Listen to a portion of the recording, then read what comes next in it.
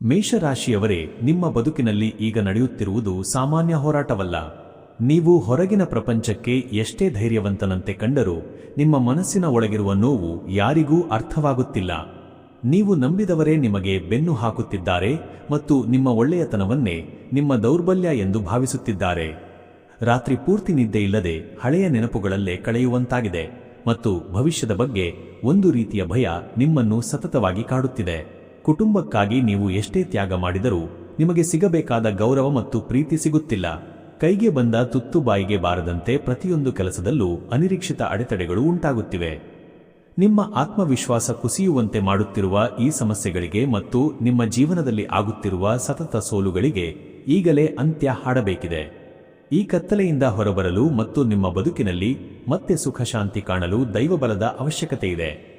ಜೀವನದ ಪ್ರತಿಯೊಂದು ಸಂಕಷ್ಟಗಳಿಂದ ಮುಕ್ತಿ ಹೊಂದಿ ನೆಮ್ಮದಿಯ ಹಾದಿ ಕಂಡುಕೊಳ್ಳಲು ಈಗಲೇ ಈ ಮೇಲಿನ ನಂಬರಿಗೆ ಕರೆ ಮಾಡಿ ಮತ್ತು ನಿಮ್ಮ ಎಲ್ಲಾ ಸಮಸ್ಯೆಗಳಿಗೆ ಶಾಶ್ವತ ಪರಿಹಾರ ಕಂಡುಕೊಳ್ಳಿ.